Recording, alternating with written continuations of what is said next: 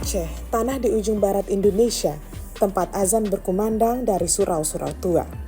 Tempat laut biru bertemu bukit hijau, tempat sejarah panjang berpadu dengan syariat yang ketat. Tapi, hari ini Aceh bukan hanya tentang kedamaian. Di balik ketenangannya, ada pertempuran yang tak kasat mata. Bukan perang dengan senjata, melainkan perang melawan jaringan narkoba raksasa yang menebar racun dalam diam. April 2025 lalu, dini hari di Aceh Selatan mendadak riuh. Tim reserse narkoba menyergap rumah demi rumah. 5 pria ditangkap dengan barang bukti 1,4 kg narkotika jenis sabu yang dikemas rapi, siap edar. Ini memang bukan cerita baru, tapi penyelidikan membongkar kisah mencengangkan sabu itu dijemput di tengah laut berjarak 170 mil dari pelabuhan Ujung Serangga. Sinyal kuat bahwa ini bukan jaringan lokal, melainkan bagian dari sindikat internasional yang terhubung ke negeri jiran. Bergeser ke Biren, malam yang tenang berubah jadi arena penangkapan. Senyap, 192 kg sabu ditemukan dan cukup untuk menghancurkan masa depan ribuan anak bangsa. Tersangkanya berinisial M, diduga ia bukan kurir biasa. Ia mengetahui seluk-beluk jalur laut dan ia tahu kapan patroli longgar dan tahu siapa yang harus dihubungi. Tapi malam itu langkahnya harus terhenti. Badan Narkotika Nasional Provinsi Aceh mengungkap jaringan lebih besar.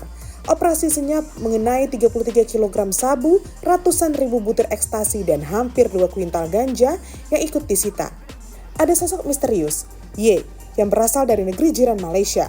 Sosok tersebut tak pernah tersentuh, namun namanya seringkali muncul berulang kali dari mulut para tersangka. Di Aceh Timur, seorang pria muda ditangkap. 4 kg sabu dalam koper, 2 ponsel, dan 1 paspor berhasil didapat sebagai barang bukti. Semua mengisyaratkan keterlibatan dalam distribusi internasional. Lalu berpindah ke Aceh Utara, seorang buronan lama akhirnya tertangkap dan ia berpindah-pindah, tapi kalah cepat oleh kesabaran dan informasi dari masyarakat. Semua ini bukan sekedar berita, bukan angka-angka di meja konferensi pers. Ini bukti bahwa Aceh masih menjadi gerbang utama peredaran narkotika ke Indonesia. Setiap tahunnya, sabu dari segitiga emas Myanmar, Laos, Thailand menyusup lewat Malaysia menyeberangi Selat Malaka lalu mendarat di pesisir Aceh. Pantai-pantai di Aceh Timur, Aceh Tamiang hingga Lok Sumawe menjadi pintu utama. Sepi, panjang, dan minim pengawasan menjadi surga bagi para sindikat narkoba lintas negara tersebut. Tapi pertanyaannya, mengapa ini begitu mudah terjadi? Apakah karena posisi Aceh sangat strategis dan berbatasan langsung dengan jalur pelayaran tersibuk di dunia? Atau karena garis pantainya panjang dan pengawasannya lemah, bahkan karena sindikat internasional bekerja sama dengan jaringan lokal? Yang pasti, mereka tahu Medan punya koneksi dan punya uang, bahkan kadang punya backing. Karena kemiskinan dan pengangguran masih terjadi dan masalah itu terus membesar. Banyaknya anak muda yang akhirnya memilih menjadi kurir daripada menganggur, dan karena hukum yang lemah serta belum tegas, sehingga menjadi celah korupsi yang masih terbuka. Tapi tidak semua. Di desa-desa pesisir, para ulama, tokoh adat, dan ibu-ibu mulai bangkit, mengajar anak-anak mereka menjauhi narkoba, mendirikan kelompok anti narkoba, menyebarkan edukasi dari mimbar ke mimbar.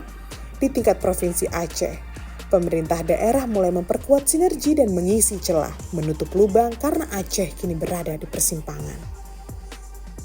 Akankah ini menjadi benteng terakhir atau tetap menjadi pintu masuk utama sabu?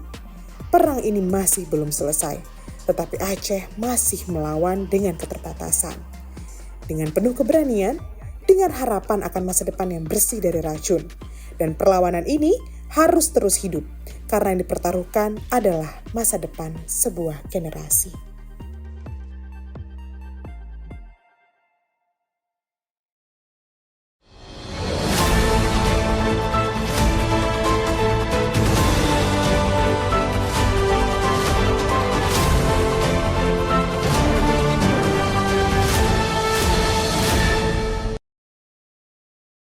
Jangan lupa like, komen, dan subscribe. Serta aktifkan lonceng notifikasi.